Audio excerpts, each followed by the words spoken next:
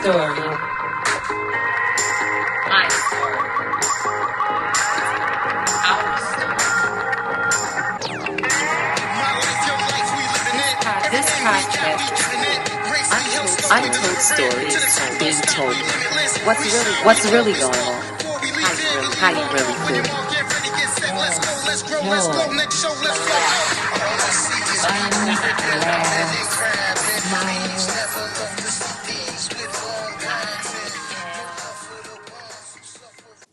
Untold stories. All right. So guess who forgot to put the water on for her tea? I'm like, oh, my water gonna be ready. Hey, man. Hey. How are you? Oh man, life was beautiful. Can't complain. Can't complain at all. I ain't even all this little on here. No. Look at you.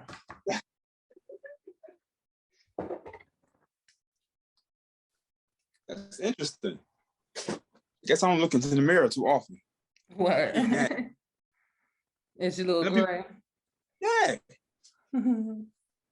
It happens, age. Mm-hmm.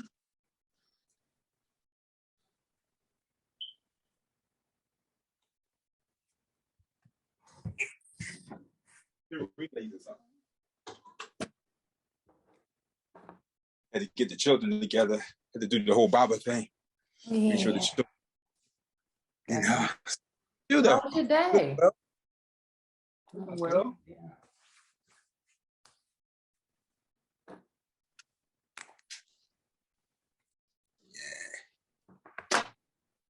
So I really got to get better with the whole promoting thing. People was like, "What podcast you on?" I'm like, "Oh yeah, let me go find it real fast." And oh, you're like me. I'm terrible with that too. So terrible. I was like, what? Who, me? Oh yeah. Hire her to be assistant. Yeah. So that's working. Keep the money, family. Keep the money. Yeah, I have to learn to use my calendar. Because I don't use it. I've been saying I'm gonna start one day. Yeah, all my stuff is on. Still handwritten. Still. Yeah, I like to feel it out and see it that way. It doesn't feel real when it doesn't compute or sit with me when it's on a computer. There we go. I'm greasy now. The grease shea butter my body up. Yeah. That's the whole thing with me. I can't even read like the whole what's the ebooks and all that. I'm like, nah. I tried and it's not the same feel. Ebooks does not work for me. Yeah, it's not the same feel for me. And I like to touch the book and smell the book and have the experience of the book. So, hi, welcome back to my podcast, Untold Stories. This is my guest. Introduce yourself. Okay, brother Farugh. I'm your brother in this journey of self-discovery. So that's it. Where you from? From Philly. Born and raised in Philly. North. What part of Philly? North Philly. You said what?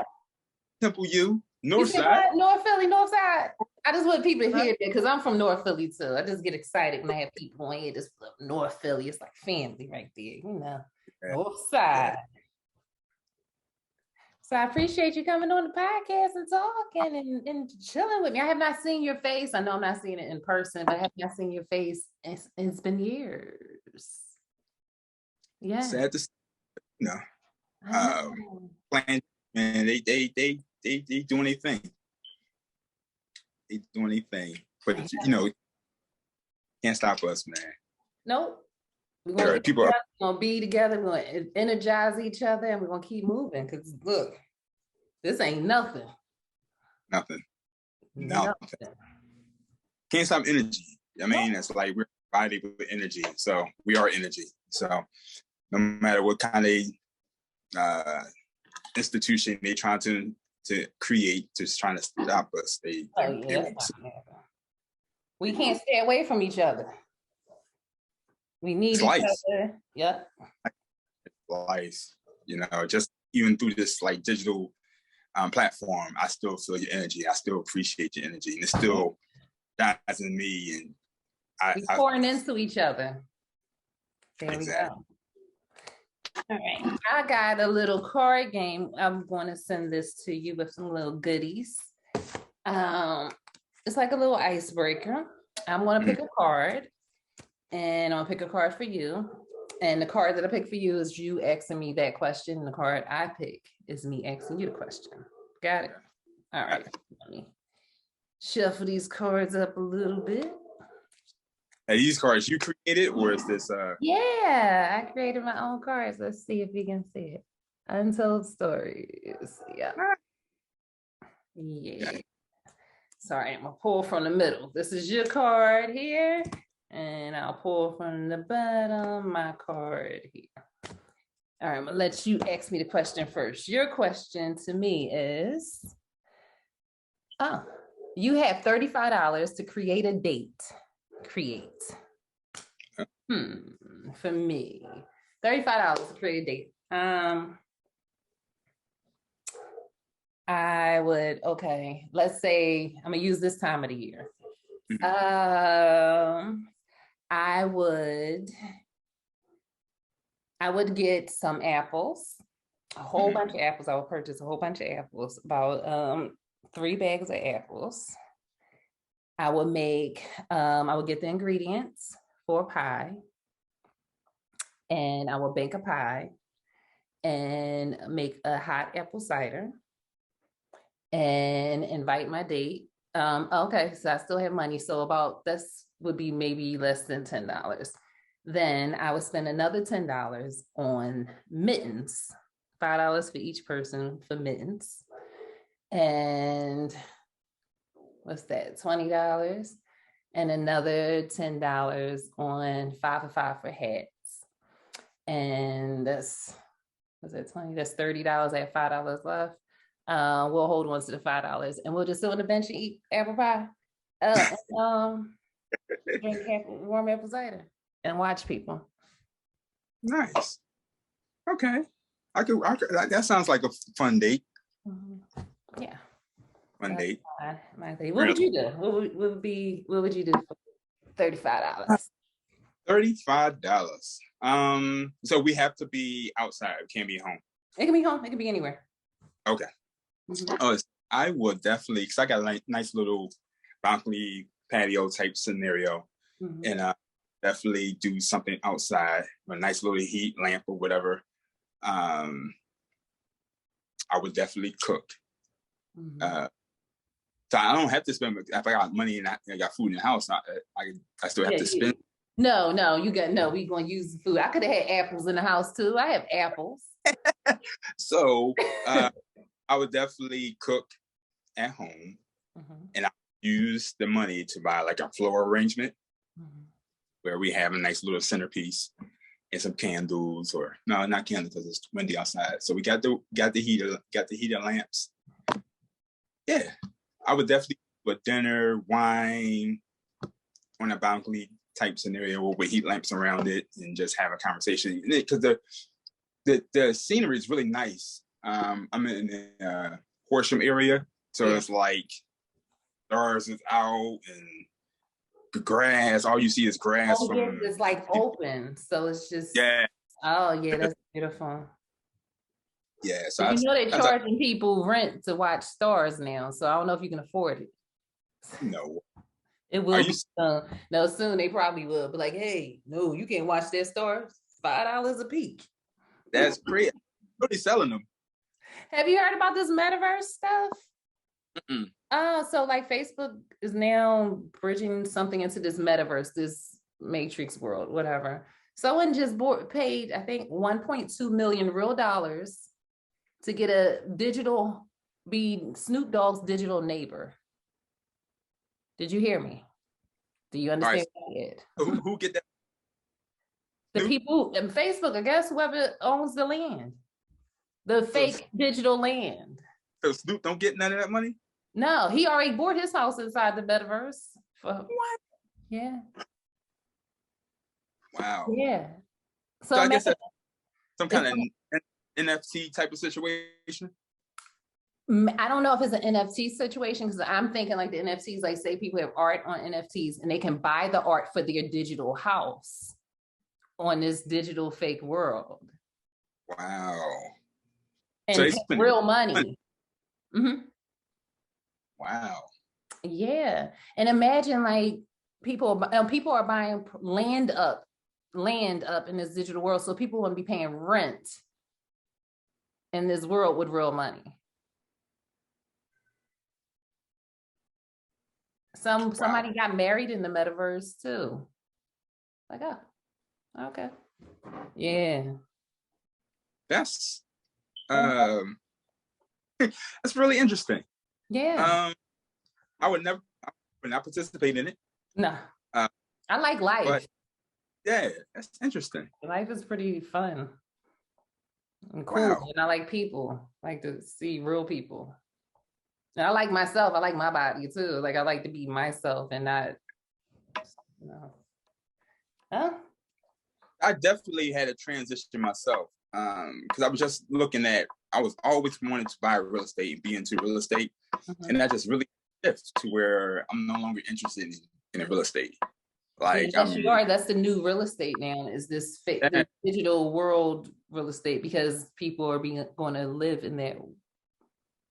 Wow. Even I heard that jobs are going to start doing their meetings inside the metaverse.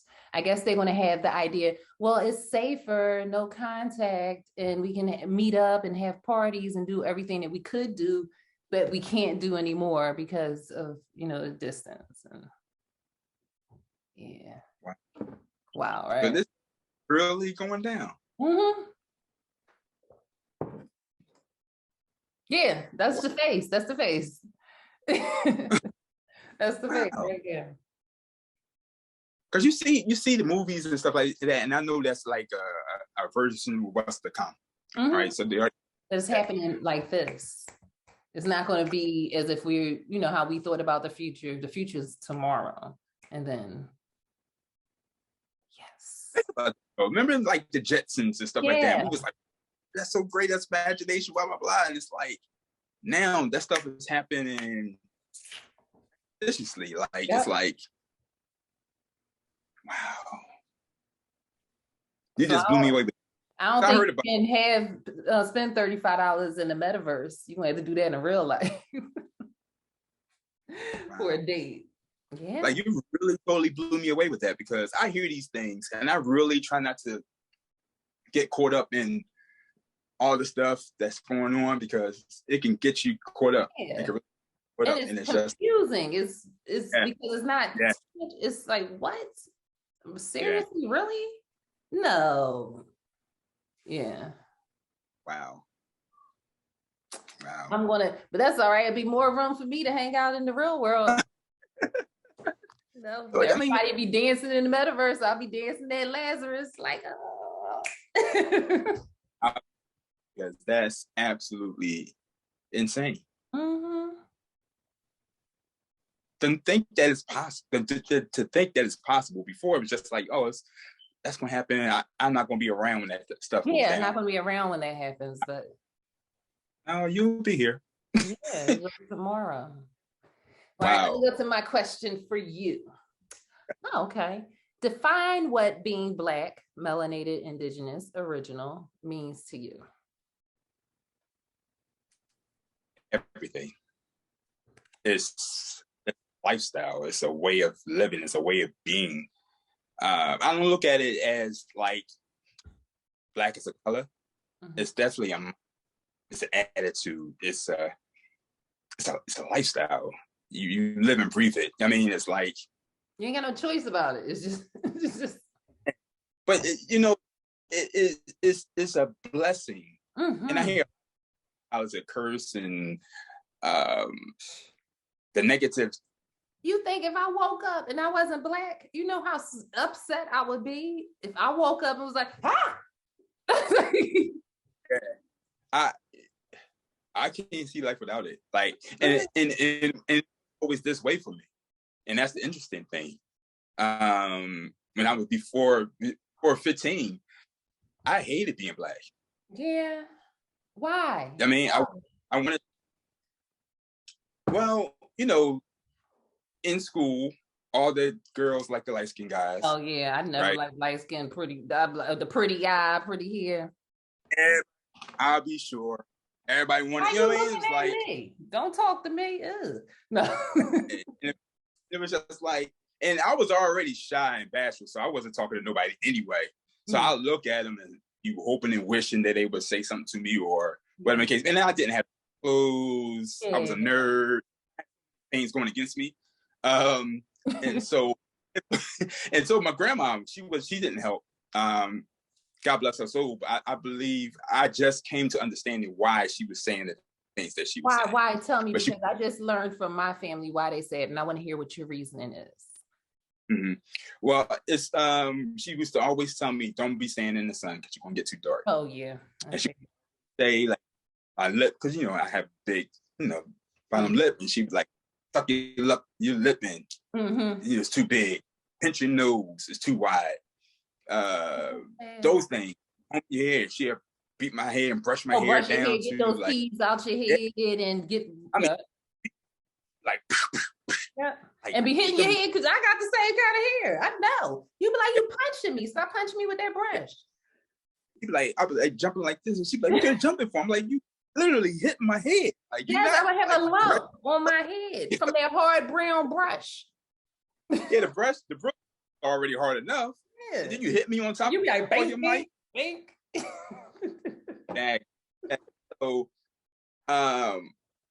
So hearing that the majority of my life, I thought something was wrong with it. And then it kind of was confirmed by the world.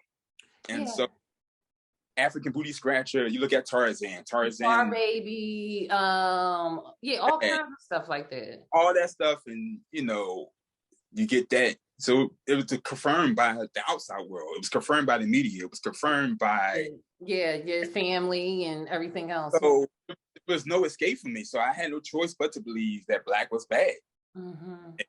It was bad, and so coming to knowledge of self, 15, Red Men Battle, reading The Journey of the Shanghai People, reading the autobiography of Malcolm X by Alex Haley, reading those books kind of changed that dynamic for me. You felt the power and the power of us, and not no. What was the reason why you think your grandmother did it?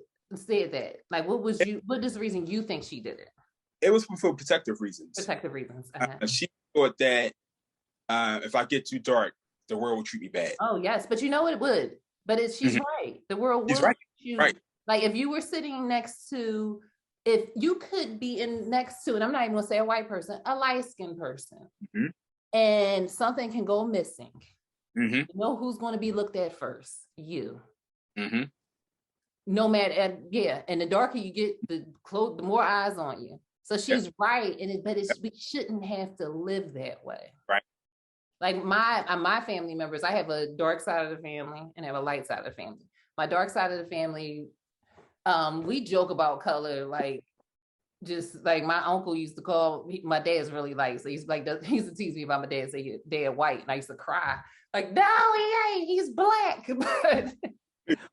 But he would call, like, my mom's dark skin, my grandma, he would always call them light skin. And he used to always call me a little black nigga. Like it was like interchangeable where nobody was like, you light and you pretty, you dark and this. It was just light skin nigga, you black nigga, whatever. It was like that. But on my dad's side family, everybody's light skin. Like they could pass if they wanted to.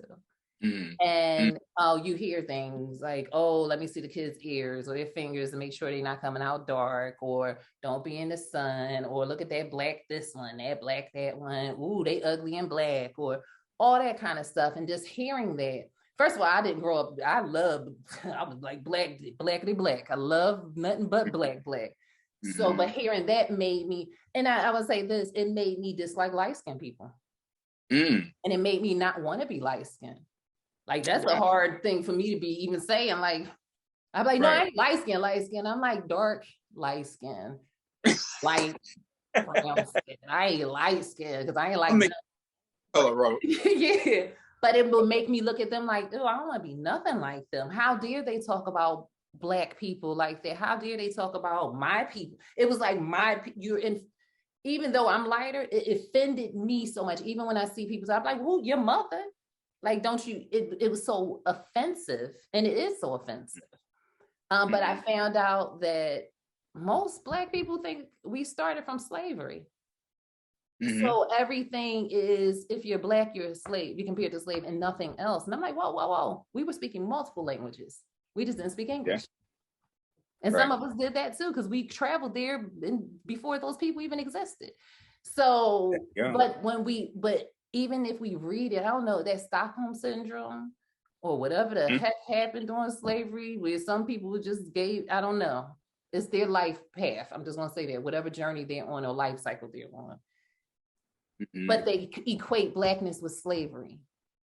And that's why they hate it so much, because they don't see anything good about it. Wow. Facts.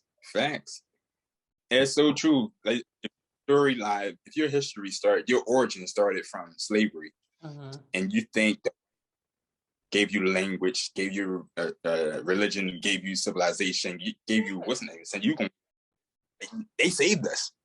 Basically, they saved us. And all we was doing, we was savage. We had our noses. We was practicing voodoo. We was doing that, and then they came and civilized us. Then I will get a person if that's my only story. If that's the only thing I know. Yep, and that's for the story people really believe. Even with books and the knowledge and things that come out, and it's like, okay, but no.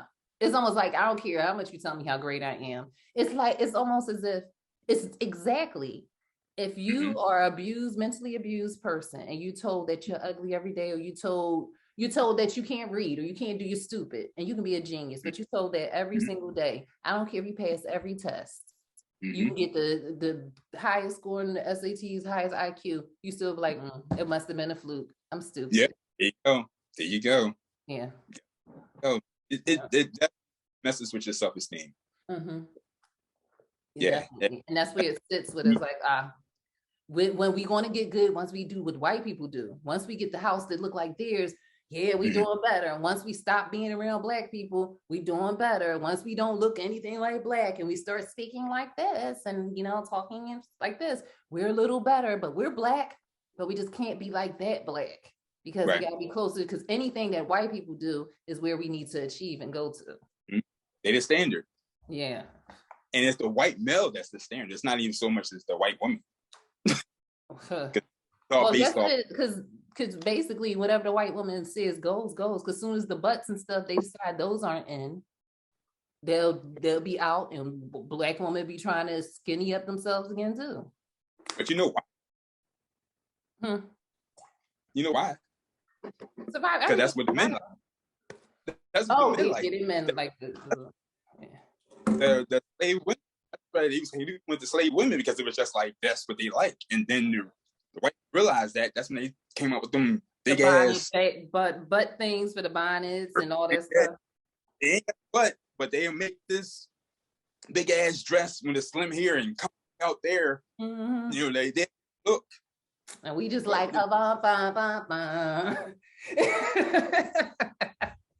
what? Yeah. You can't duplicate that. You can have the whole butt eject and do all that stuff. But the muscle and the way it moves, the way it beats. Duplicate the soul. Oh man, I saw this lady in the liquor store.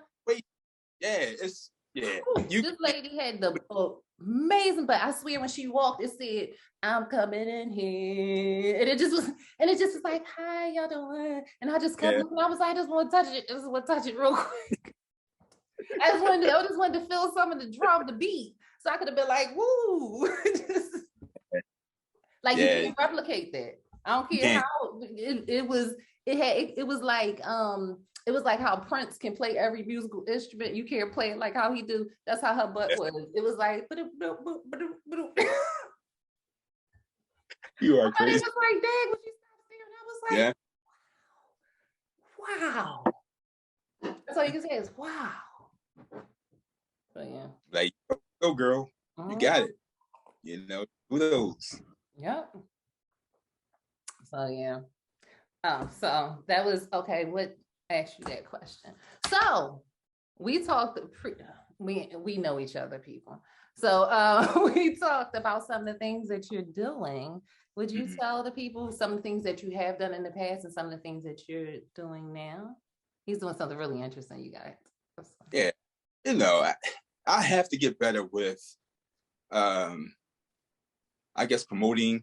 Cause I'm like the busy bee. You know what I mean? It's like, I love the behind the scenes. I love to make this shit work. Ooh, can I hurt? This, okay. Oh, I'm telling your mom. I'm telling. No. So I love making stuff. I love being part of the creative process. Mm-hmm. So when the awards and the recognition and stuff go out, I'm like, all right, I'm cool. Let me just, and in the background. Yeah, and I just love that. And so I need to get better with promoting the things that I'm doing or the things that I'm involved in. I'm not even gonna say the things that I'm doing. Because I'm surrounded with some great people. Yeah. And a lot of times it's their initiatives that I just love so much, and I try to support it and bring more awareness to it. Mm-hmm. So yeah, you know, Ekbach, through the Dreadlocks character. You gotta explain it. Oh, okay. Explain it. Dreadlocks. We got a Comic-Con. We got a superhero. Yeah, I play a character named, and he's one of the superheroes. Not many superheroes that acknowledges the gods of Kemet, and his principles is based off the 42 declarations of Ma'at. Like, he cannot go outside of the 42 declarations. And he's blind. He's physically blind. So he cannot be attracted by the physical things that goes on in the world. All he sees is people energy. And so the majority of his actions is always going to be correct because he's operating off energy and spirit and frequencies only. So a bad chick will walk past, whatever case may be, his focus is not on that. Energy, yeah. I mean, all energy. So you can dress up, you can be the baddest, whatever, but he'll see your heart. He'll see your energy, see your intent. So he's not going to be fooled by the glitz and the glamour and everything else. And so it's pretty dope. So what color is this? I mean, I'm going to definitely insert right here picture. So basically green. And he wears a big ankh on his chest. Mm-hmm. Things that I was absolutely blown away by, because that's life. That's us in the easiest form. Yeah. So, but it was crazy because we all dream of being a superhero, right? I ain't gonna say we all do, but I'm a superhero. I was born one. I don't know about you. I was born a superhero. I got all the powers. Pew pew. Yeah, I had to grow into my superhero mode.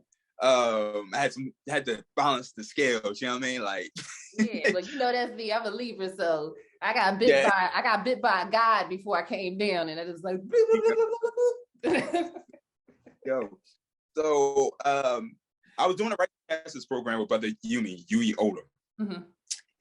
He was like, "You look like this superhero character named Dreadlocks," and I'm like, "Oh yeah, that's cute, whatever." Mm-hmm. Did it again, and I'm like, "All right, there's something to this because once, okay, but twice, all right, let me look into this character." So I looked into this character. I'm like, "Wow, I do kind of favor this character, right?" Mm-hmm. I'm not 295 pounds like he is, but as far as the locks and the face, there's the structure and stuff like that. But then I read his story, and I was like, "Wow." Let me call the creator. So I called the creator. He's in Detroit, Audrey Batts. And I was like, "Listen, do you have somebody playing your character?" And he was like, "No, I would love to have somebody playing my character." And I was like, "Well, would you mind me playing your character?" And he was like, "Yeah." And I was like, "Okay." And so I did it for shits and giggles. Mm-hmm. Great. I always wanted to be a superhero. Couldn't be Batman, he's white. Couldn't be Superman, he's white. Couldn't be Aquaman, he's white. You know what I mean? So, and then I was like, play this character. I played this character, and it took on a life on its own. And I started creating curriculum around it. And I started, and it was just, now I'm traveling the country playing the superhero. At 48, I'm running around here in a costume. Mm-hmm. You heard But what he said, 48. Look at him. Just look at him. Ain't no 48 did. Yeah, 48. And then you say a 4 years old. He 4, maybe 8. Because he got a little gray. You know how you get gray when you turn 8 years old. Yeah, man. I feel 8 though. You know what I mean? So I feel 8. But it's just like I'm playing I'm a superhero. I'm a real life superhero, and I'm changing lives, and I'm changing mindsets, and I'm changing perspectives. And it took my activism to another. And now I'm dealing with children. I'm changing children images at 3 and 4, and they wanting to be a Black superhero. Yeah, I mean, a superhero. Because we need to stop. Remember, we're original people. So when you say Black, you're making it redundant.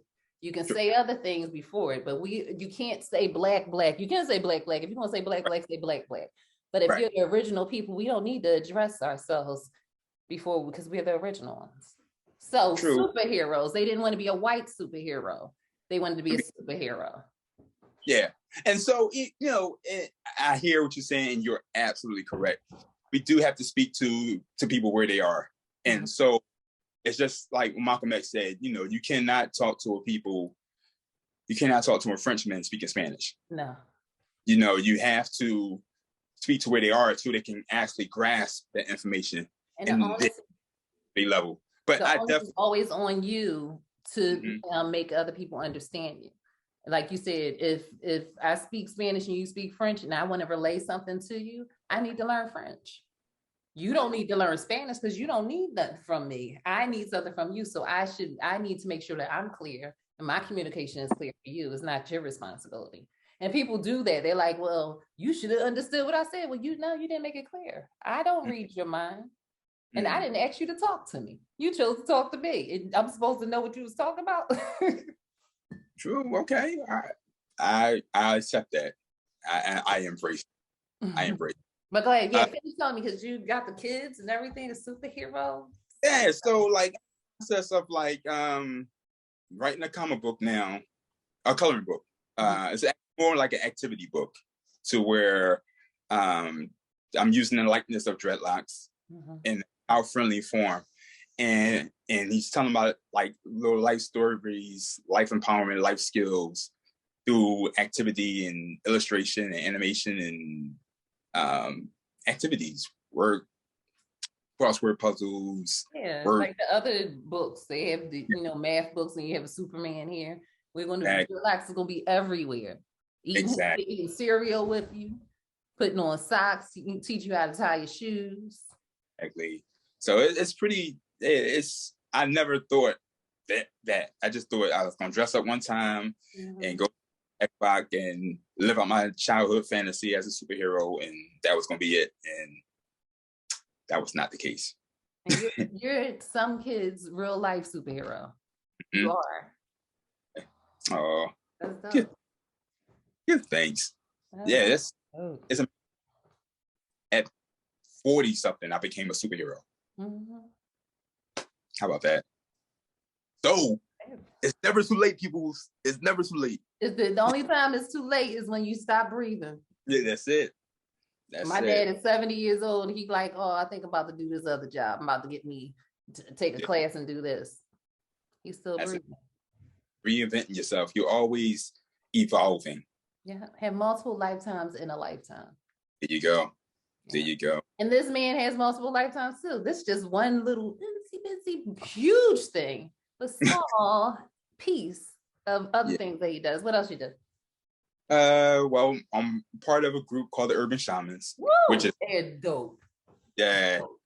And so we're not performing as much as we normally do because of the pandemic.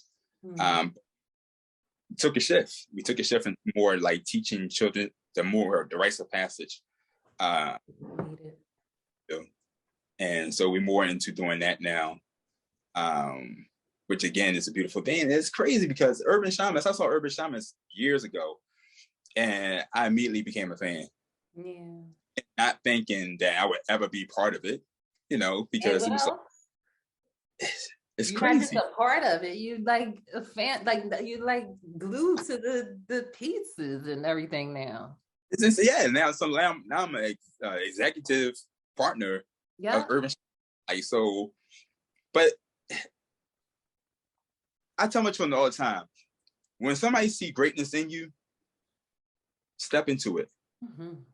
A lot of times we don't see it in ourselves, and so we shy. And Timmy Tanzania was like, dude, you got a story to tell. And I'm like, you know, I don't even know how to play an instrument. Like, I'm just chilling. Let me just enjoy the music, whatever. And he was like, dude, you have a message that you need to share to the world. And I was like, all right, Baba Timmy, okay, whatever. Mm-hmm. And then now it's like they call me. I was dancing, and I paid them to do an event.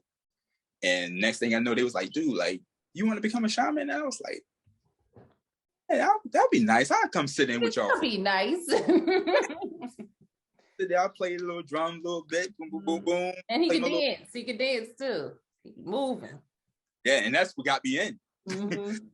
When I be dancing, then I get people up dancing, and the next thing you know, it's energy. Yep. And that's what they said. It was like, you are a shaman. Even if you don't play an instrument, you are a shaman because of the energy. Yeah. And I was like, that's cool. And so I was immediately attracted to him because of the brotherhood. Yes. Brotherhood. Brothers. Yeah. If the brotherhood was strong. Music was second. Mm-hmm. Music was draw me in, but I was really intrigued by the brotherhood. Mm-hmm. Yeah. So I played a little bit with them. I sat in a couple of times with them, and then I learned the rhythms. And next thing I know, I started playing. I started doing solos, and led to another. And he was like, "Dude, like, you want to join a band?" I'm like, "Are you serious? Really? Me? I could be a shaman?" He was like, "You're already a shaman, but we're making it official." I was like, "Yo!" And I remember my girlfriend at the time. I went home and I cried. Oh, good. I cried. I was like, "Yo." See, men cry. Yeah. This beautiful Black man, strong father, superheroes cry. He's a superhero. I was so happy. And now 10 years in, and it's like, yeah, executive co-owner of Urban Shamans and Urban Shamans and Collective. And now we doing events now. We producing events. We got artists now. We're like, it went from just us drumming to actually a full-blown production entity. That's and foundation. Y'all had you gotta have a foundation, and y'all had your foundation. You got it really strong. They put another brick on to seal it up, and then it's just building and building and building. I'm happy for you guys. Y'all, it's well deserved. It's well deserved. I'm sitting here and I'm like, I don't even think about it. I don't even reflect on it often. It's just like where I started, and now all this. So I really thank you for this opportunity to just really sit down and be able to reflect and really count my blessings. I appreciate you, because if you weren't here, I wouldn't be able to be here to enjoy it. So you can't even thank me for it. I'm the one that's grateful, because what would I be doing right now? I can't listen to you. If you weren't here, I wouldn't be listening to you. I couldn't hear these stories if you weren't here. I'll just be sitting here with my not tea, because I didn't put my hot water on, this cold water, just sitting here looking at myself on the computer screen. So the platform that you created. So yeah, you deserve credit for that. You deserve to be appreciated for that. So I appreciate that. And you need to embrace and accept it. Okay. I'll think about it. All right. I appreciate it. Tell me more. It's more. It's not just, I'm telling you, it's more. All right. So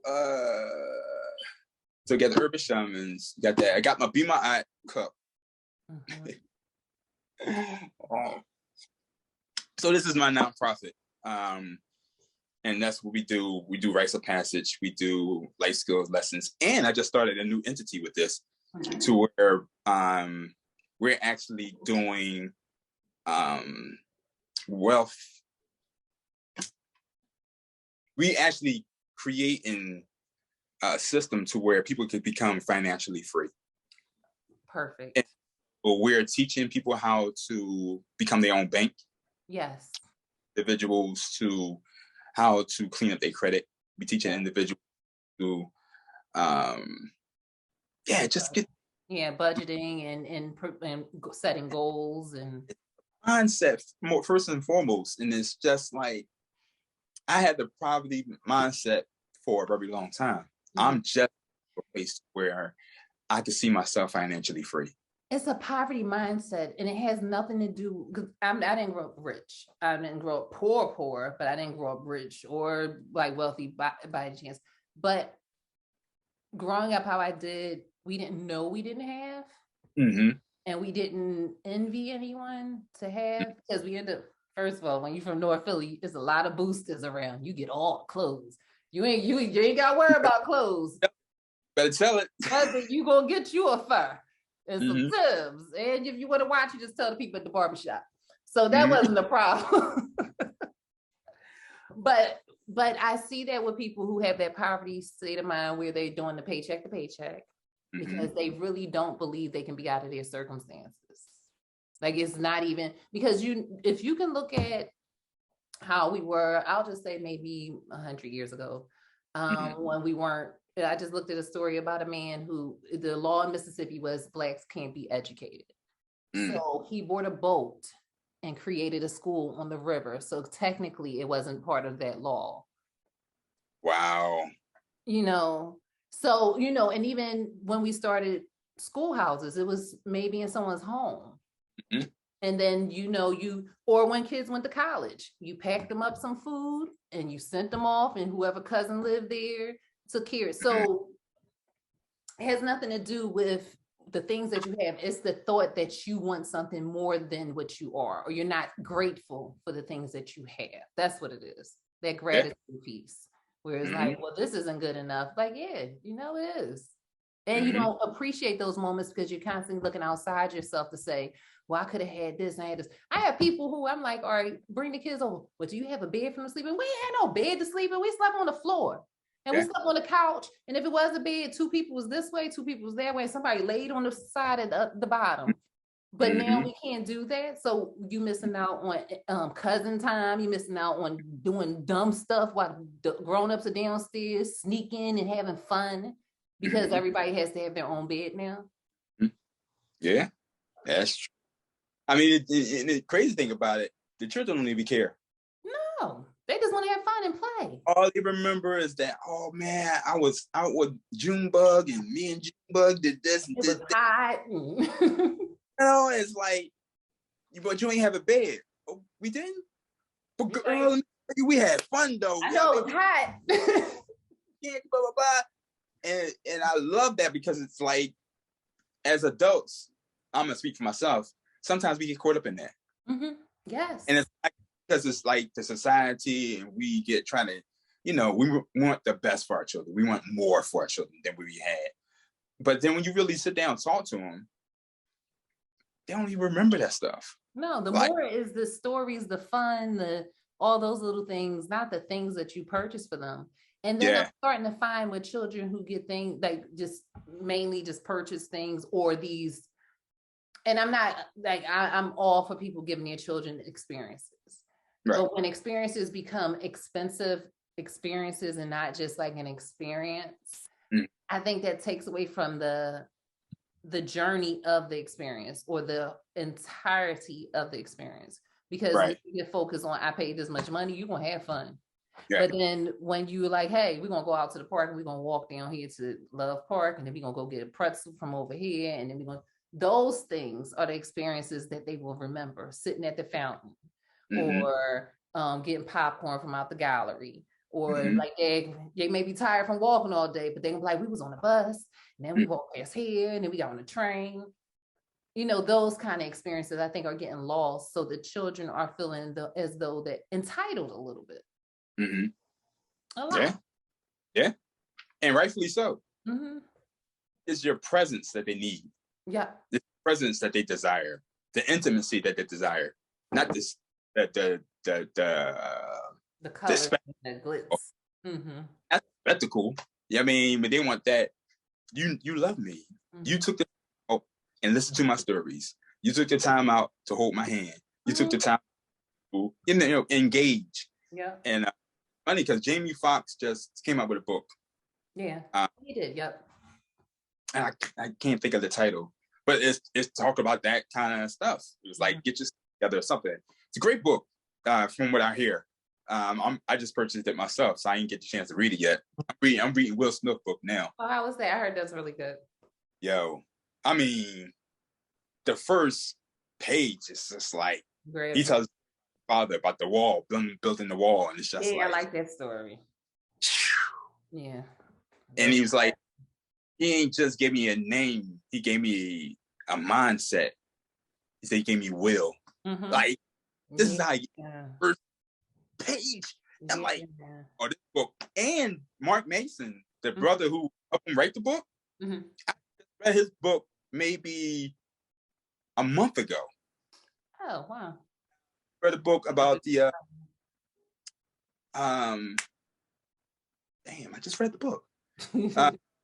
The philosophy about not giving a fuck or something like that. I think I heard about that. It's something similar to that title or something. Yeah. And the book was phenomenal, and I'm like, I have to check that out. Now he's writing with Will, and I'm like, oh, this book's gonna be dynamic. Like, it's gonna be dynamic because I love his writing skill, this writing ability, and he keeps it very real, very raw, and so to match that with the intellect and the storytelling of Will Smith. It's good. I hear it's really good. Yeah, so what were you talking about? Oh, Jamie Foxx book. And you were saying the title of it, something about right. Yeah, the whole thing. Oh, that's the thing. I'm starting to see with relationships now, like, well, I don't know, these, the social media things. And that's what it ties in with the entitlement thing. Or they feel as though that love is gifts. And love is just not to show me like the actions, but show me with the things. Right. And then when they get into relationships, they don't know the intimacy of the relationship of parents and child or cousins or this. They just know things are what means you love me or you like me, and that's all I require. But even if they think that your spirit knows it needs something else, so they still feel empty once they get all those things. And it's so true. It's like, even in my current relationship, we have those hiccups.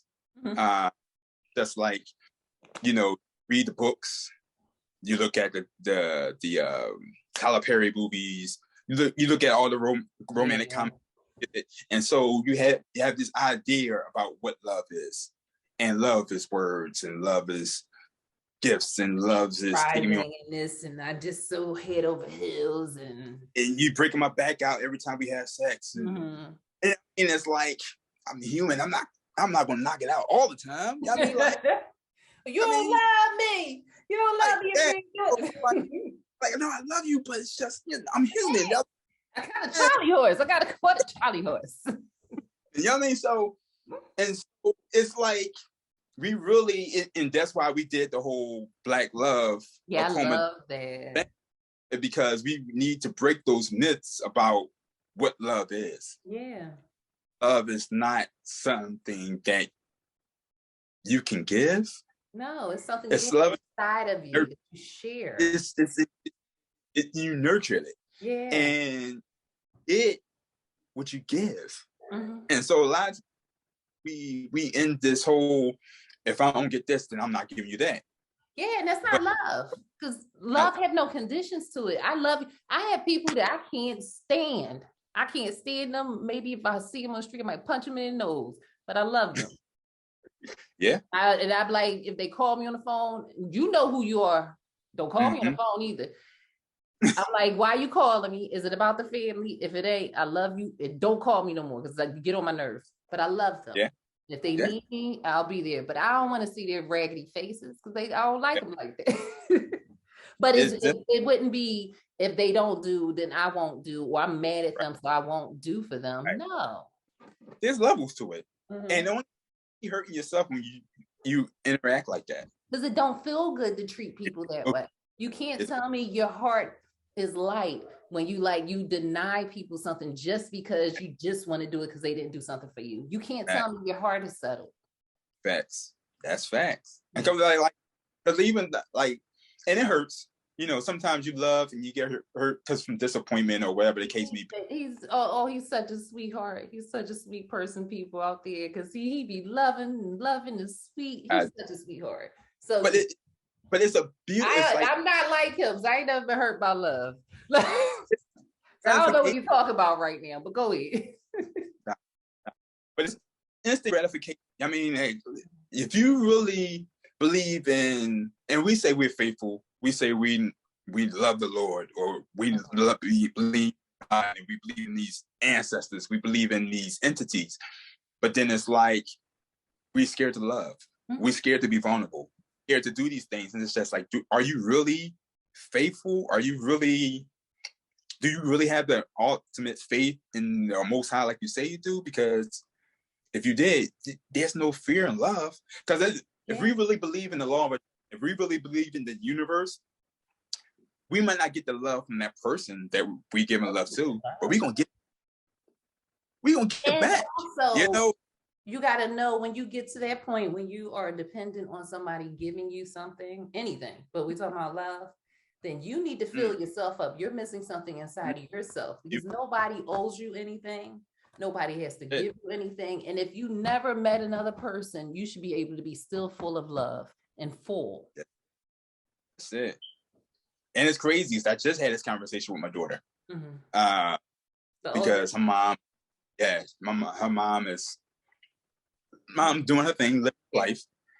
And she's like, why don't she like call? Like, do she not love us? Do she not this? And do she not that? And I'm like, listen, this is going to sound real harsh, but her responsibility to you, her obligation to you was only to run. Yeah. That's it. And so if you really embrace that, be grateful for that. Just be grateful for that. Just be in a state of gratitude that she did that part. Holding on to what you think she should be doing, or doing what you think. Yeah. And a lot of times you don't figure that out until you have children. And that's a long far away for her, because she ain't had none for another 20 years. Yeah.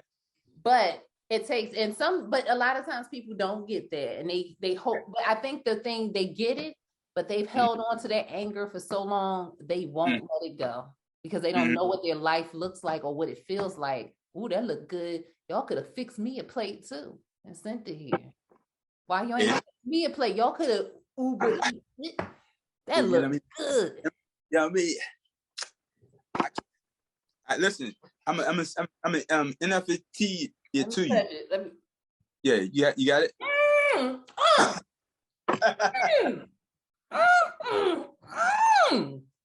only just a little bit. So this is like the ultimate love. You know I love you, right? Because I do not play with my food. Like, nobody touch your food. Yeah, I'm letting you all in this. But all I gotta say is banging. That's it. This is what she do. But yeah, so like it's these lessons that I think is the reason why they pulled me into their journey. Yeah. And I'm so honored that they would see me in that capacity to allow me to join them in that journey. Because I've learned a lot through them. I think being a father is like the best thing ever. And that's what I do like these little speaking engagements and all these things.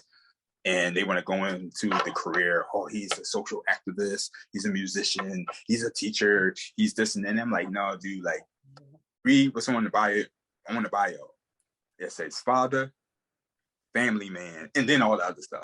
Because it matters that much to me in that order. Yeah. So got to see father. Beautiful, beautiful children. Beautiful children.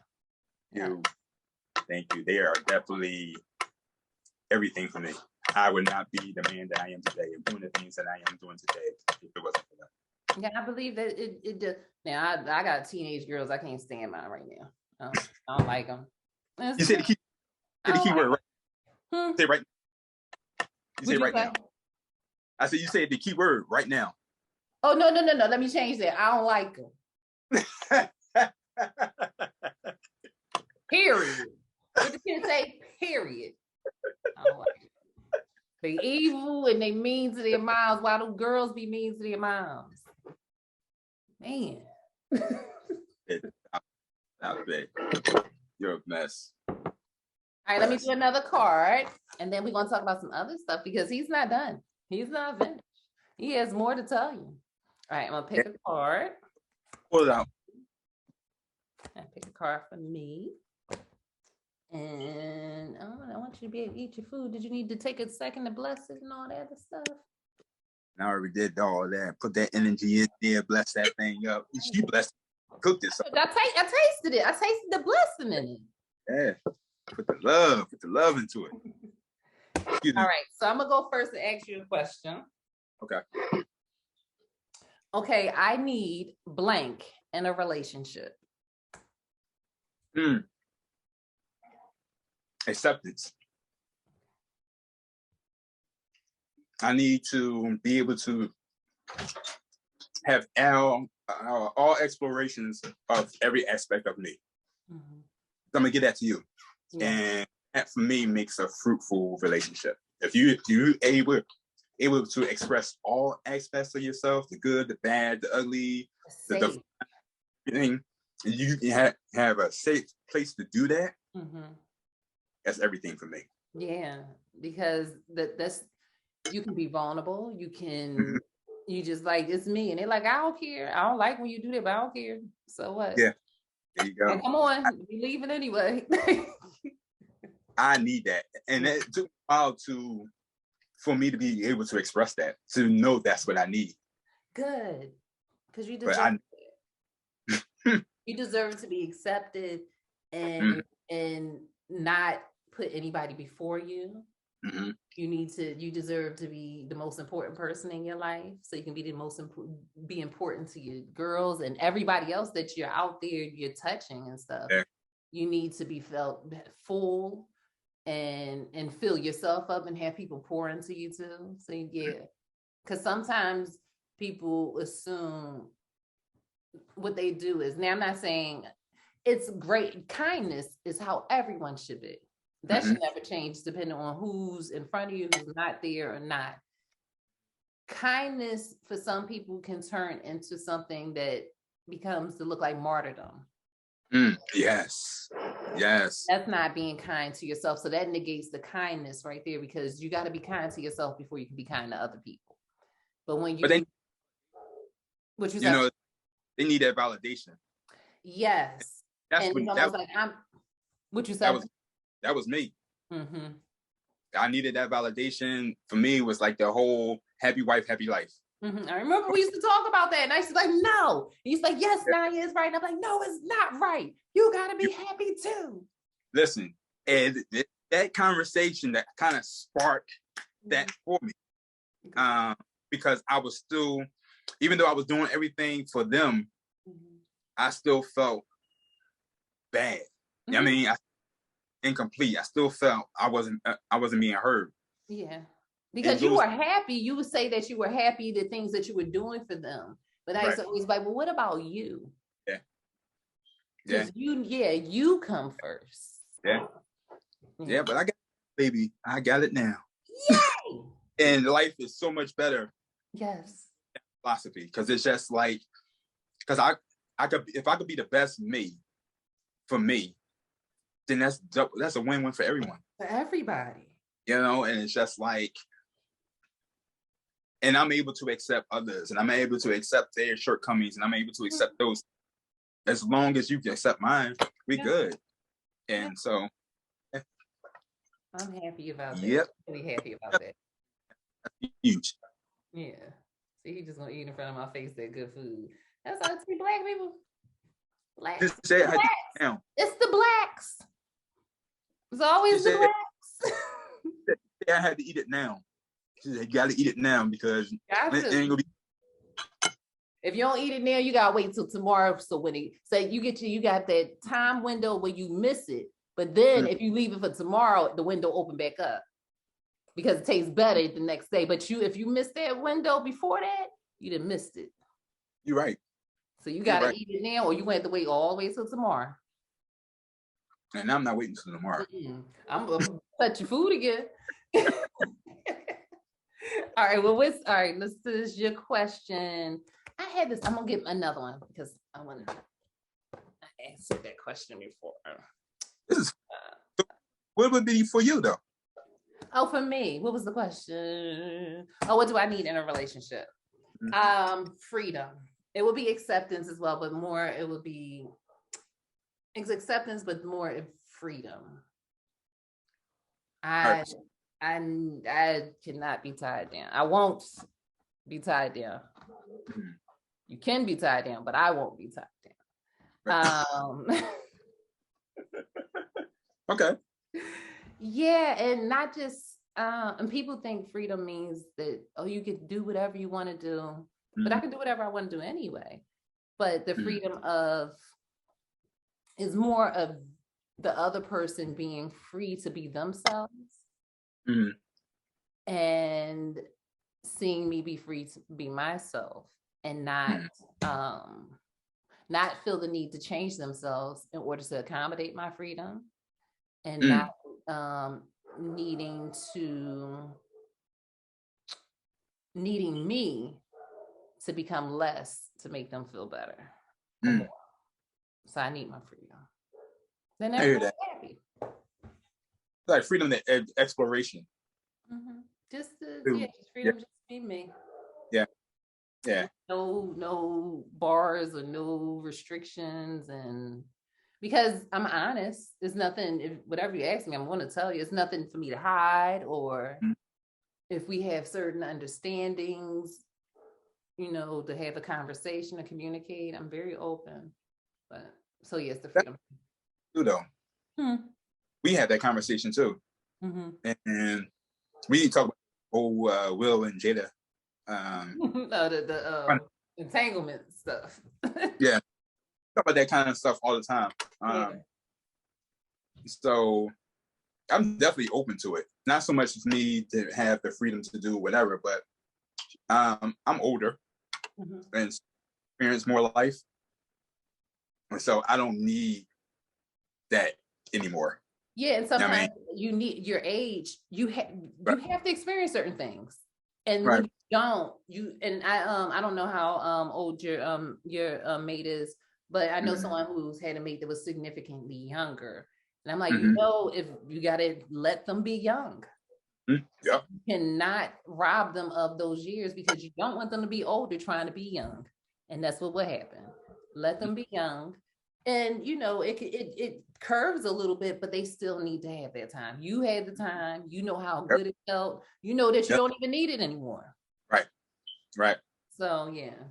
So that's definitely you have to have a sense of self to be able to do that. And I'm so glad that I do. I believe I do, I should say. Me too. Because I'm not trying to raise nobody else. I mean, I'm not trying to. Nobody responsibility. Yeah, I got kids. Right, I want that. I mean, like, if you need to do whatever you need to do, just do it responsibly. Just do it. I mean, yeah, that's it. I mean, Pulling tabs on people and all that. Oh man, I did that. Looking through the window, looking through phones. Oh man, that's Scorpio people, because the Scorpios is something off about Scorpios. So for the birds. I mean, and it's like, and you find that you don't want to find. You find it. You're looking for. You want to find something, no matter what even if it's nothing, it's going to be something that picks at whatever you're looking for. So it's like and you do it to yourself. My thing is, if you're going to do that, make sure that you're ready to lead a relationship. Because why are you going to do that to have an argument to make up? And that's just wasted time. You might as well just get over it. Yeah. Like, this is wasting time. This is not working for me. This is what I need to do right now. Are you with it or are you not? Yeah. If you're not with it, then we splitting. If you're with it, then let's rock out. Yeah. It's really it's really easy. It's really simple. It's like, I don't have time. I don't want to have time for that mess. My time, I don't care if I'm taking a nap. That's my time. And nap time is not going to be interrupted with mess time. Yeah. Yeah. Facts. Yeah. I'm so glad. I'm so glad. All right. So I got people should mind their business. If they were busy minding their business, because you got to mind it. You got to mind your business. You wouldn't have time to mind other people's business. If your mind is on your business, you will be very successful. You will be your business will be lucrative, whatever that business is. And you'll be able to create more business of your own. But while you're minding somebody else's business, you're pouring into somebody else's stuff. And they're moving and grooving, and your business is losing equity. You're thinking about it. Yeah. That's a good one. I would do it. I would say people should be grateful. Because they always could be worse. And if you're grateful for what you have, the world is yours. Yeah. Once the universe sees you grateful for something, and you are appreciating, loving, and that all comes with gratitude. You know what I mean? It's like, I just seen if everybody was in a grateful space, the world would be such a better place. Oh, the energy would be so much different. You know, it's not grateful. They say a closed hand, you can't receive anything. That's the same thing with gratitude. If you're not being grateful, you're constantly holding on to this ingraciousness. So you can't, the universe is not going to send you anything else, because it's like, you got stuff and it don't matter. Why would I send you more? Right. And you're not even doing nothing with it. You holding on tight to it. You just like hold on to it like, you're not looking at it, you're not appreciating it, you're not sharing it with other people, with somebody who may be grateful for it.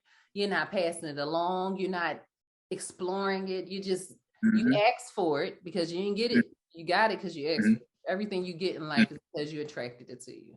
You get it, and then you're like, now I want something else. Or I ain't get it the time when I was supposed to get it. Mad. Yeah. But you got it. But I didn't get it when I wanted to get it. So now I'm how I wanted to get it. Or I wanted to get it. Like, really? Yeah. That's grateful. Yeah, people should be more grateful. And not even, I wouldn't even say because things could be worse, just because. Because I don't think, what the worst thing that could happen is you stop breathing, to me. There you go. If anything could get worse than that, everything else is like, yep, grateful for this flat tire because I couldn't be breathing. I probably would be breathing right now. Grateful that you have to be grateful for life and experiences. Yep. Any day above the ground is a good one. Yeah. Because when you're not, there ain't much to do. And then, we miss out on the miracles daily and all day. It's like if you wake up breathing, that's a miracle. You know what I mean? If you wake up in your right mind, that's a miracle. That right there. Can you imagine? And so many people are going through this because of food and chemicals and a lot of other things. Not having your mind. To be stuck in a body, stuck, and not have your right mind. That right there is just that's something that people take for granted. And I see people who go through it who don't. And you can see the frustration of them, the glimpses of them still being there. And we don't really know what's going on in mind. Maybe they're sitting there the whole time and it's like, I can't get out of this prison. Or who knows? But that's something you want. You want to be able to breathe. You want to be in your right state of mind. You want to be able to take care of yourself. Yeah. You want to be able to wake up. Yeah. Like you wake up. Yeah. That's a miracle. Yes. That's a miracle. You're able to speak. That's a miracle. Like you're able to get a glass of water. That's a miracle. Yeah. Like it's we're so caught up into the majestic things. Just really miss out on the little things that make the majestic things happen. Yeah. I mean, like I'm just really grateful. Being present with yourself. Just like, all right, if I'm shea buttering myself up, I make sure I'm presently feeling and touching and seeing and giving because I love myself. So why wouldn't I spend the time for myself? Why wouldn't I spend the time, even when people talk about food, like I ain't got time to do this, you putting it in your body. Mm-hmm. Why don't you find the time? This is your body. It's not somebody else's body. It's not a car. You put premium gas in your car, but you won't take the time out to pick your own food, to wash and clean your food, to put the energy inside the love and care that you want for yourself inside your food, or the love and care you want for your family inside your food, because you don't have time. Well, what do you got time for? That's what my thing is. What do you have time for if it's not for yourself? And that's a beautiful message coming from a mother. A lot of times, in my experience, women will like run themselves racket for everybody else. Yeah. And won't do that for themselves and cut that time out for themselves. So I really applaud you. Yeah, we do as mothers, we do, but you get busy and you don't do everything that you want. Because sometimes I'm like, man, I gotta buy them a cold. They could be cold. Man,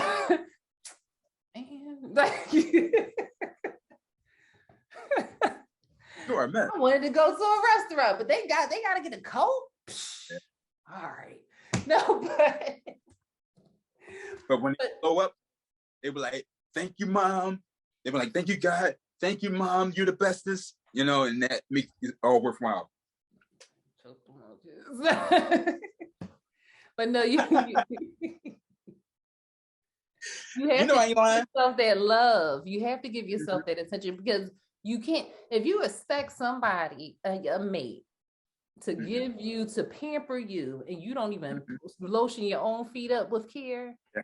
If you expect somebody to rub on your head or massage you, and you don't even give yourself massages daily or pay attention to every groove within yourself and know yourself, because you don't have time, but you're asking someone to take time out of their life to do what you should be doing for yourself. Really, when you think about it.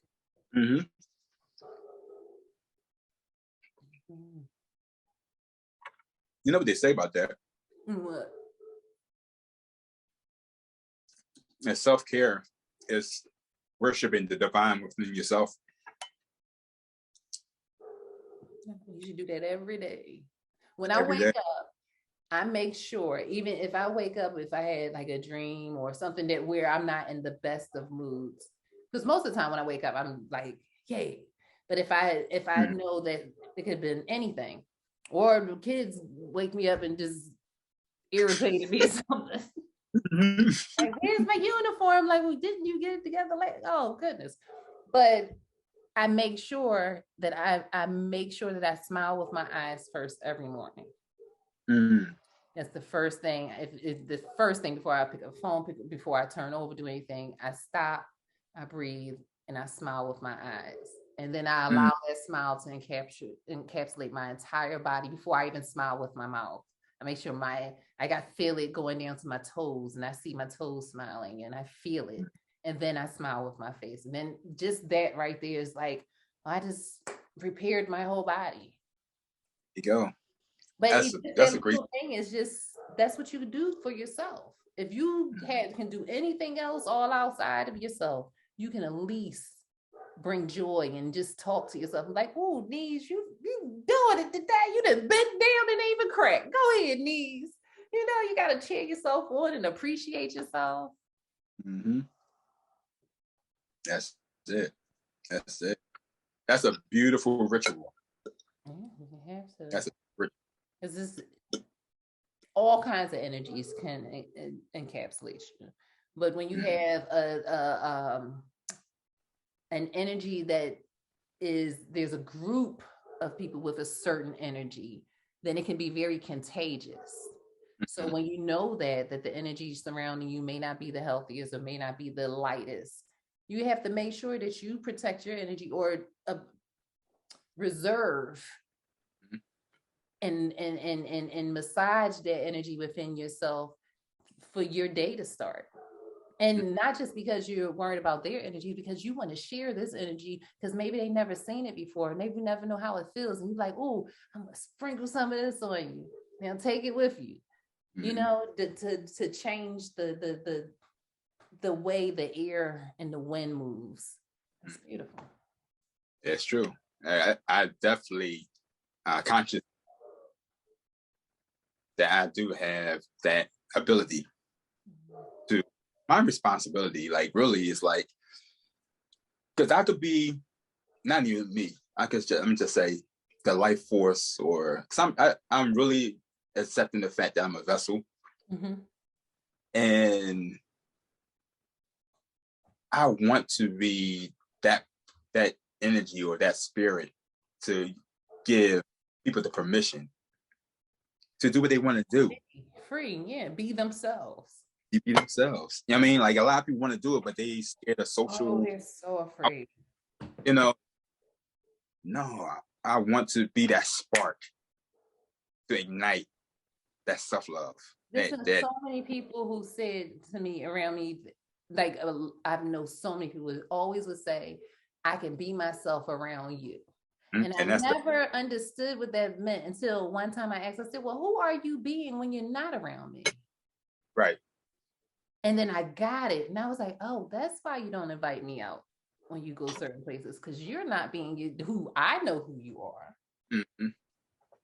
And why aren't you being yourself? Just like, whether they want to, I'm going to accept you, but whether somebody else is going to accept you or not, you feel I see it in their eyes when they be like, I can only be myself. And I'm like, hey, you can do it tomorrow too when I'm not here.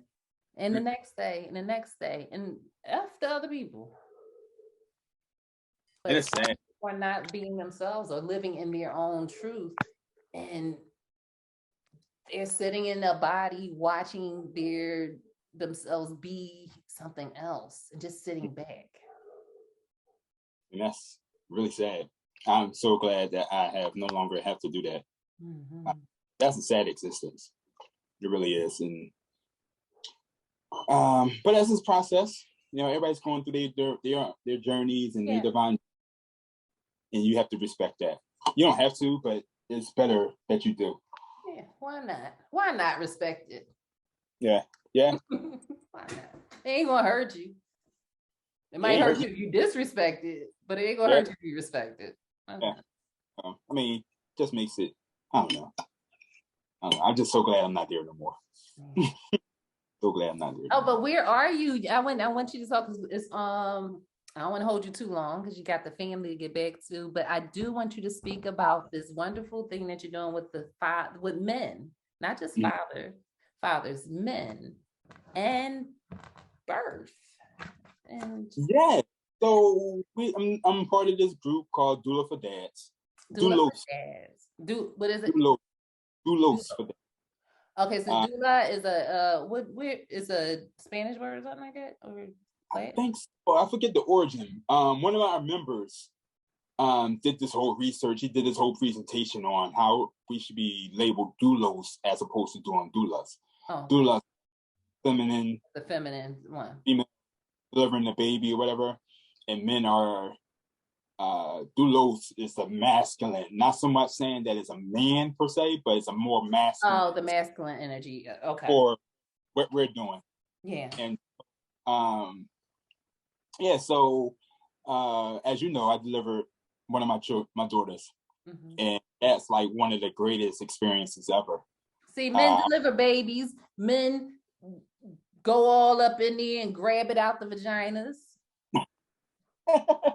Well, I must say I was lucky, fortunate that I didn't have all that. All I had to do was guide, numb her and catch the baby and clean her off and present her to mama.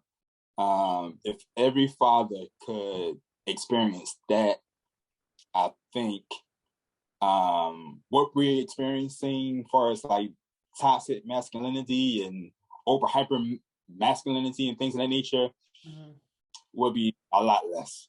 Yeah, my dad said he didn't see his I don't think he saw my older siblings being born, but he saw me being born, and he was like, that was the moment I knew about love. Like it changed, like it changed him to see life like this is real. He was like, it was, you was there and then you was here and you was a person. Yeah. And that changed, that is for him, it kind of revamped some things for him. It sparks that natural nurturer that we are. Yeah. You know, we try to hide it because, you know, society. They say men are not supposed to have these emotions. Men are supposed to be steadfast, steady, and all these things, which is true to a point. All right. When they're saying men, they're not talking, they're putting a narrative that's not our narrative. And I'm talking about my dad, he's calling him. But it's not our narrative, and we need to stop being we sick masses. That's not our narrative. We don't come from a patriarchal society. We never have. We've always come from matriarchal societies. Our men have always loved us and protect us. We all have trials and tribulations for all the stuff that has gone on through us that causes some battles between us. But even to this day, a man next to a woman, if I give a man a look, he's going to know to step back, and I don't care how big he is or how strong he is. He knows my strength is different than his strength, and we both respect each other's. Yeah. So that hyper masculinity, that's not us. Our men. I know people who look at how you know our men are, like how y'all hug each other and dap each other up, and I love you, man, and stuff. That narrative that y'all don't do that's ridiculous. With this, you see just us bouncing and hugging and grabbing each other. No other people do that. That comes from us.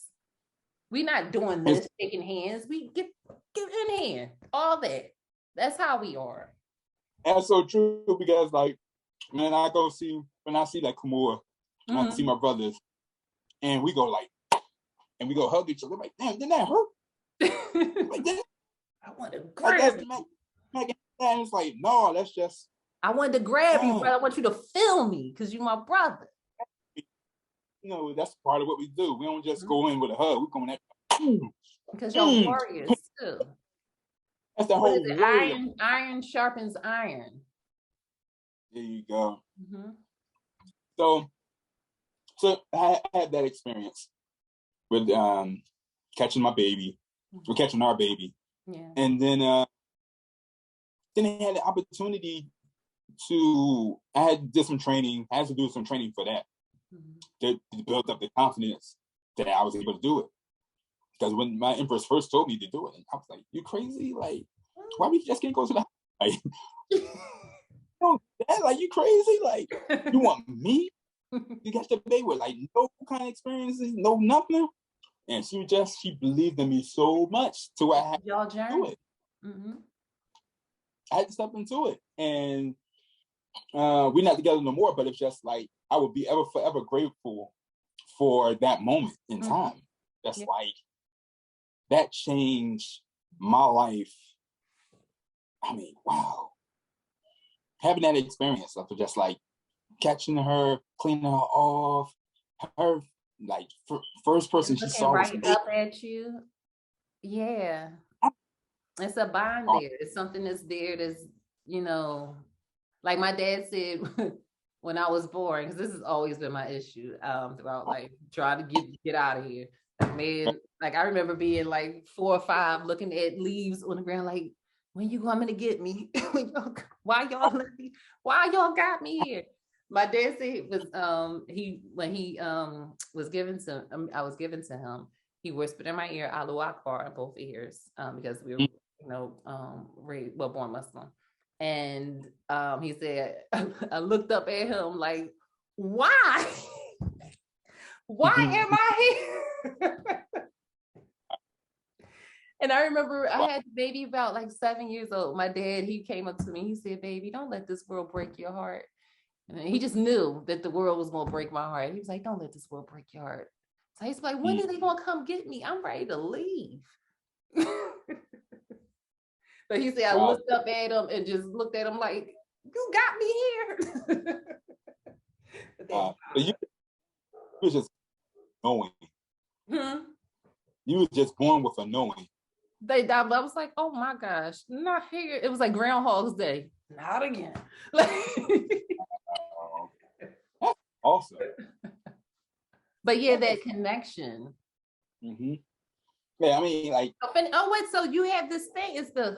It's some brothers that's learning to be Doulo. 8 brothers. 8 brothers, and we're studying here in Philadelphia. In Philly, and we're studying to be postpartum doulas.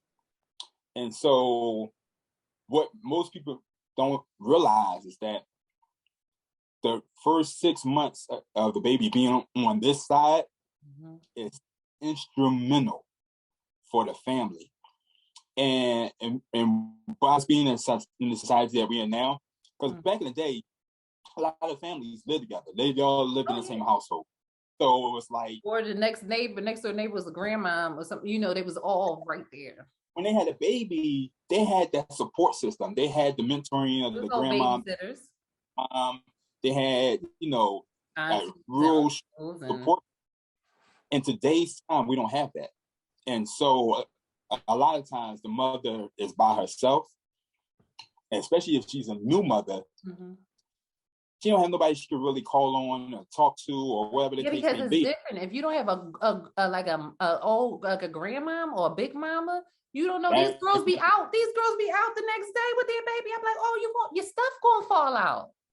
You supposed to be wrapped up. You supposed to have that baby inside. I don't care if it's summertime or whatever. That baby ain't supposed to be out in the cold. They don't know these things. And then, like you said, with the mother having to do this by herself, before it wasn't by herself. Give me that baby, go take a nap.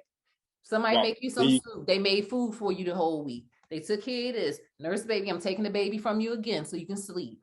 Oh, there you go. And they don't have that now. And so with that gap, that's why the postpartum is through the roof. I mean, they don't know what to do. They don't know what's normal, what's not normal. Yeah. They feel like failures. Yeah. And it's like, and so we are learning the paternal side. You know what I'm saying? It's like, it's deep because we have both sides. We have our that we know about, and then we have the other side that we are trained in now. And so we know how to speak to the men. The men that's there, we say, listen, brother, you're gonna have to deal with this, you're gonna have to deal with that. When this happens, this is what's going on. She went through a major transition, so you want to help out more, you have to do this, you have to do that.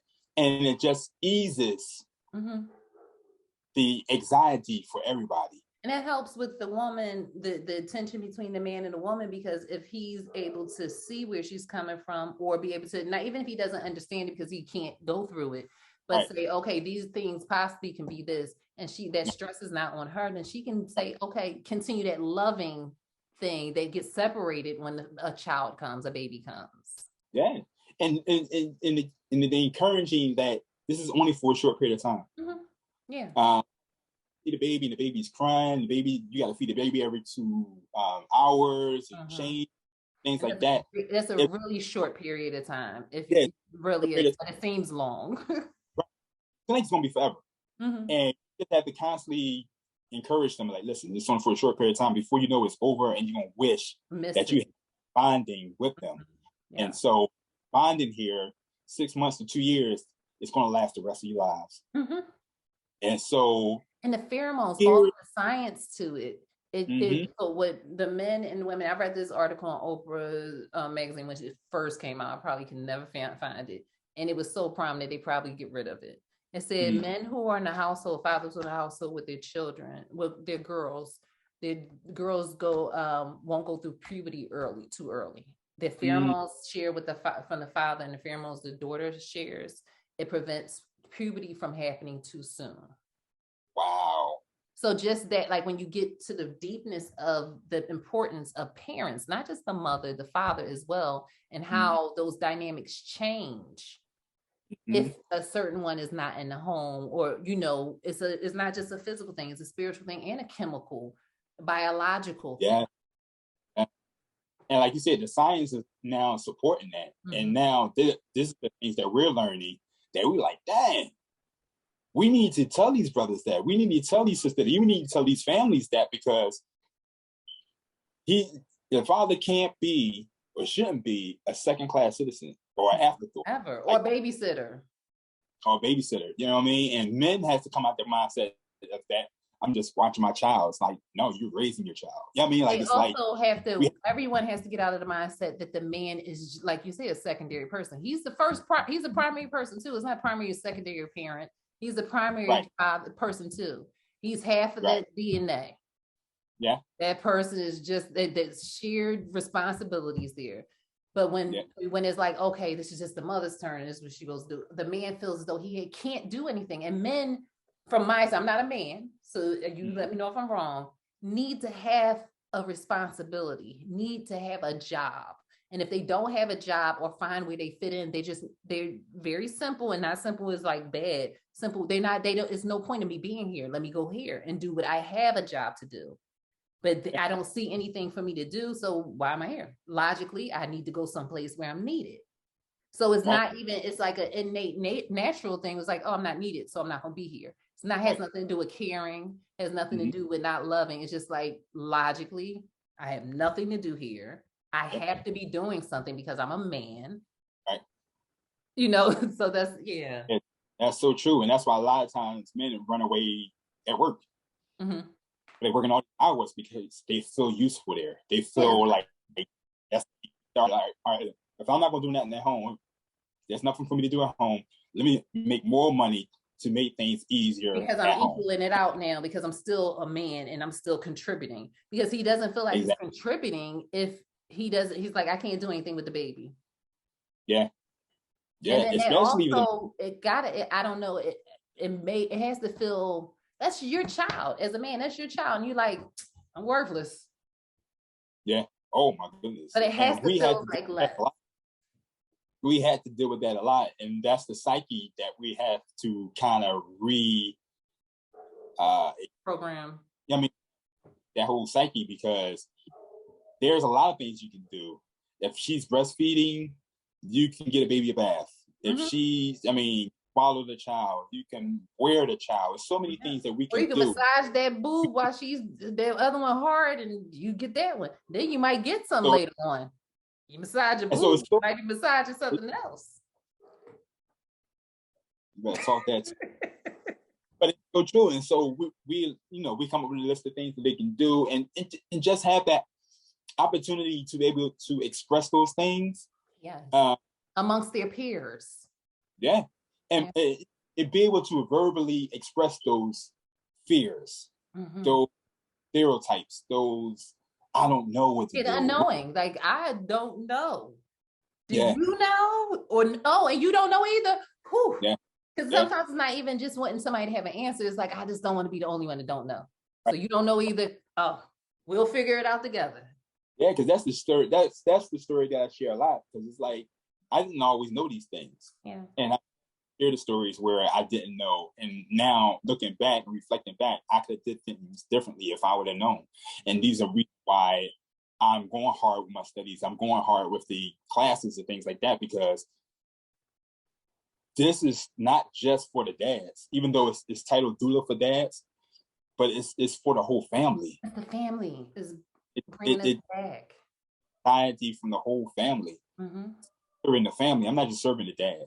I'm serving the whole family. And when I started looking at it from that perspective, I became even more excited. I became even more engaged, because it's just like, this is my life.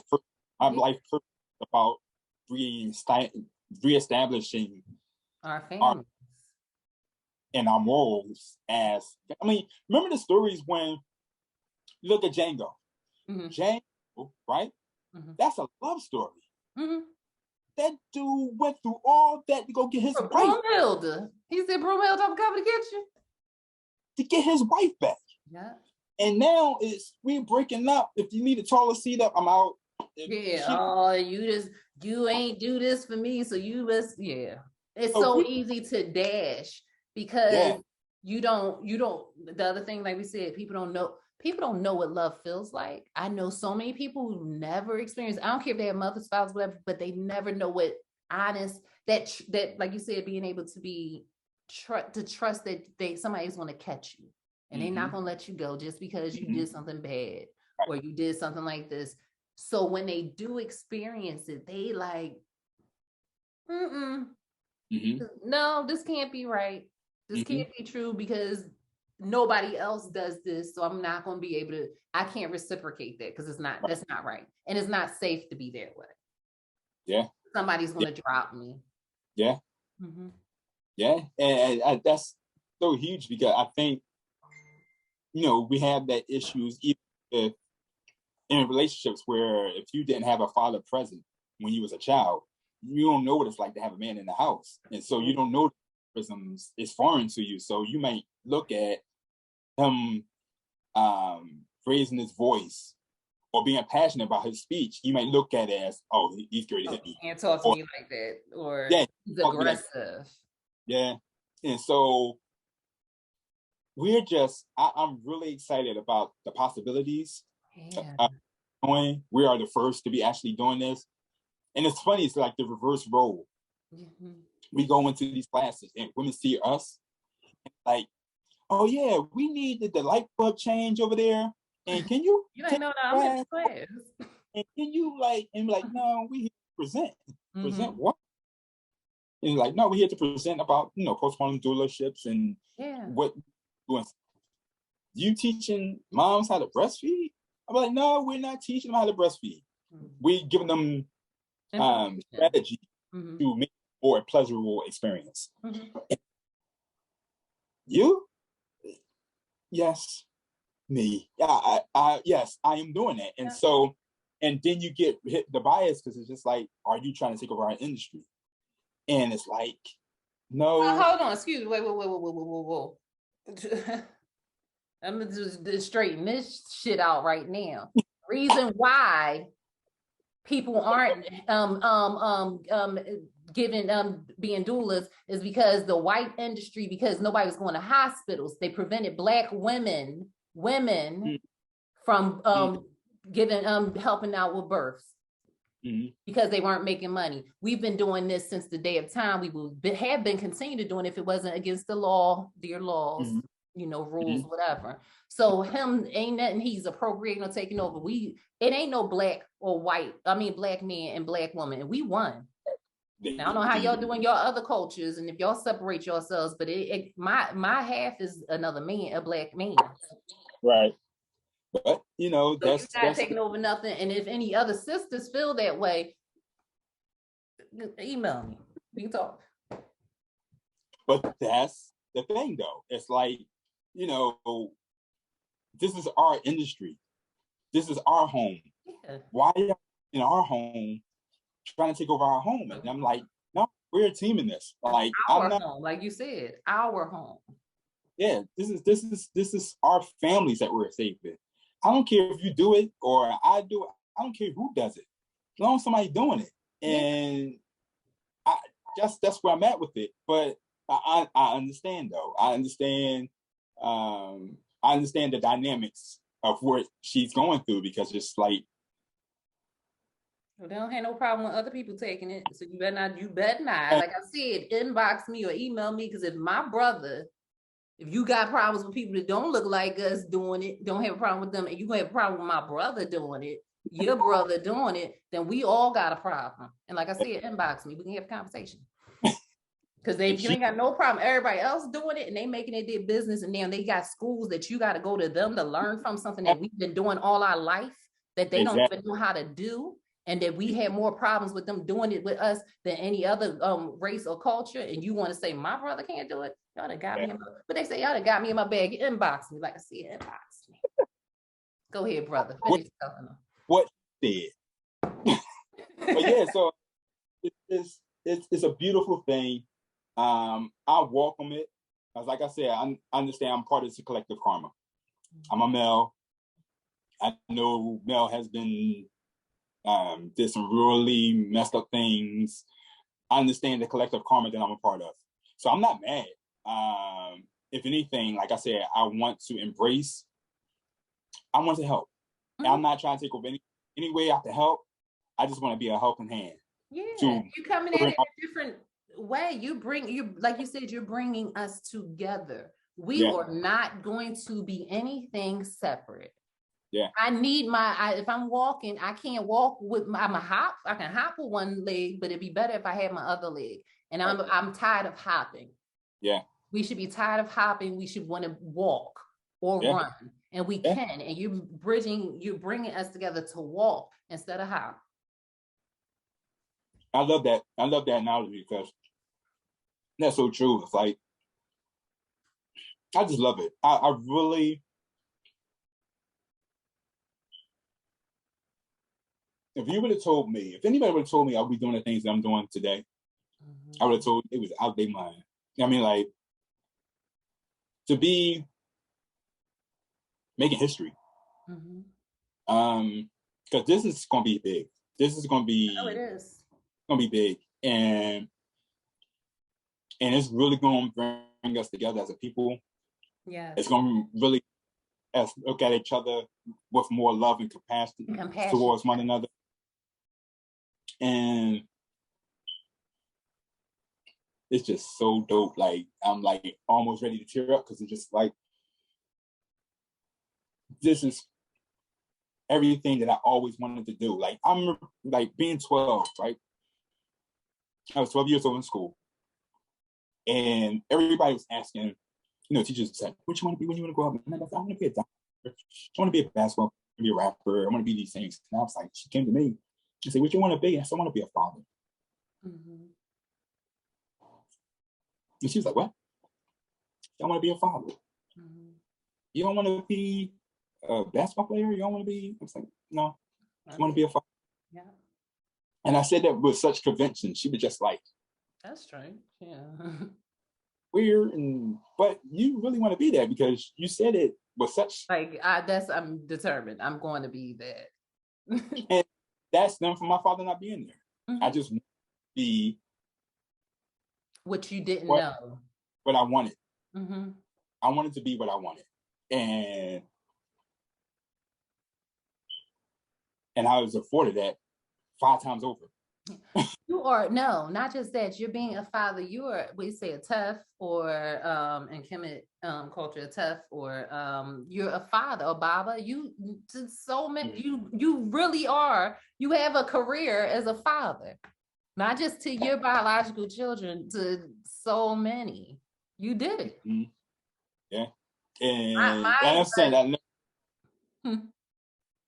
never thought about it from that magnitude. I mean, like, I wanted to be a father. I had 2 children, a boy and a girl. That was it. And I just wanted to have that experience. But I never thought that I would be a father to the fatherless. Yeah. I never thought be a father to multiple households. You know what I'm saying? Like, that's like when they say when we playing God laughs at us, we just need to say what we want. You don't know how it's going to come, what it's going to look like, because you playing too small. You say 2 children, too small, way too small. God was like, get out of here. University, get out of here with all that. You said you want to be a father? Gotcha. Yeah. And the blessings has been bigger than I ever imagined. And so many things are coming out of it. Yeah. And will continue because you're doing exactly what you are supposed to do. Ain't that's such a beautiful thing? That's all you gotta do, keep moving. And again, I appreciate you because you are a confirmation of that. I mean, it's just like you helped me on the journey, and I am so grateful and so honored to call you my sister. And I would not be here if it wasn't for you. And I'm just grateful. And thank you for this platform to just verbally say that to the world, that the world knows that you're my sister. Yeah, you my brother. And nobody can fuck with you. If they do, then they have to answer to. Oh, you know what's going to happen to them if they go North Philly. I had to answer my tribe. So yeah, please listen, since I really want you to put out there, my dad don't stop calling me. This is how my dad do me. He don't want nothing. If I don't answer the phone, he's gonna keep calling. And if I don't answer the third time, he's gonna call somebody else in the family to have them call me because he's gonna be like, I was worried about you. No, you weren't. You just want my attention. That's my daddy. I love him. My best friend. But tell all of the men and women, because women may want to attend the classes to learn, or have men that want to attend the classes, or just everyone would attend the classes as a family. Where can they find out more about being a doulo, right? Doulos. Doulos, like where and where is the steps to finding you guys? Yes. Yeah, the best to go to daddyuniversity.com. If you go to daddyuniversity.com, all the information will be there. How to sign up for it, how to get the classes, how to get us actually to come out there and speak to your panel or to your guests or to whomever who want to hear that information. So that's it. That's basically Daddy University, and email or request, and we hit you up and we move this forward. That's, man, you got me in my bag right now. I'm excited though. Like, I'm feeling it. I'm excited. Just like I'm feeling your excitement, and I'm excited for you because this is huge. Yeah, huge. I mean, it's on so many levels. I mean, like, it's like, you're talking about healing our families, bro. Like fully, and bringing us back together close. That's the key word, right? Fully, like embracing greatness, embracing our divinity. And the children and the father and the mother, and then now grandmothers are going to be a little better, and now grandfathers next generations of grandparents are going to be better than the last.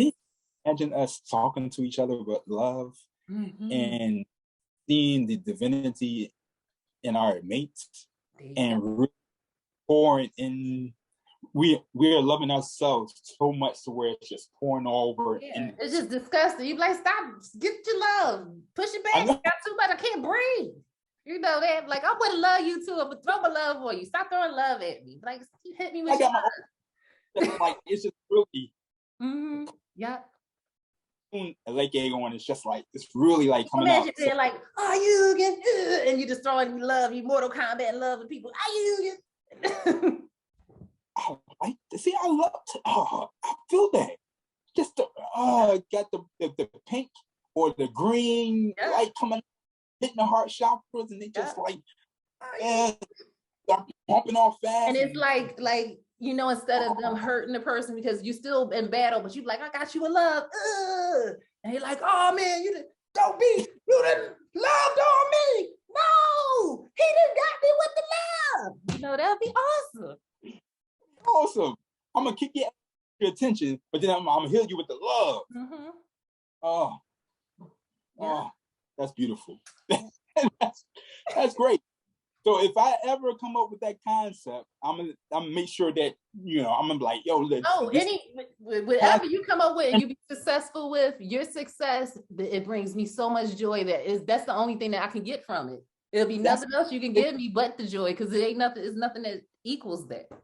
That's a great concept. I'm gonna go to some illustrators, and you talk to some illustrators on your side.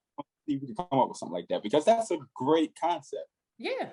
That's because these people might try to take it. We're gonna talk about it off this little platform. No, they can't have it. If they can have it, you can have it and run with it and be great with it. They do what they can do with it, but then when we get it, it's just gonna, you know, I ain't even get it from that perspective, because you ain't here. You ain't us. I see you. I see you. Brother right there. That's my brother right there. Yeah, that's my brother. So yeah, I appreciate you being on here. We definitely talking in after this, but I want to hold you. You ate all the food, because I only got to put my finger in it once. Whoa! Oh, I want a tomato. Wait, whoa. Yeah. You got it. Oh, I was about to call you the N-word. Oh, I was about to call you the N-word. It was so good. Oh. Yes, I did eat pasta first. Tell that N-word. Tell that N-word. She put her foot in it. I didn't want to call the N-word, but I wanted to call it because she put a foot in it. You are so lovable. So lovable. Well, this is the end of the podcast. This is my host, not my host, my guest, my co-host, Farugh, my brother.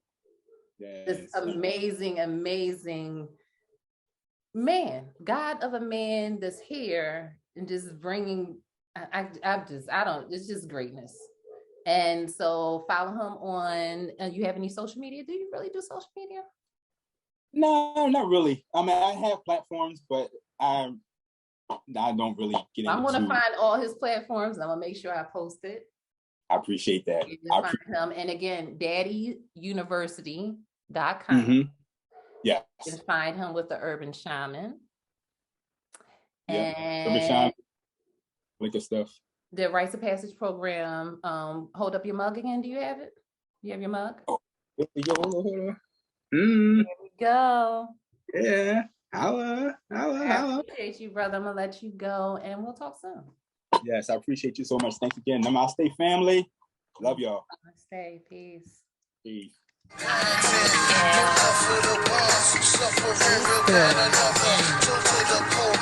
This podcast is for me.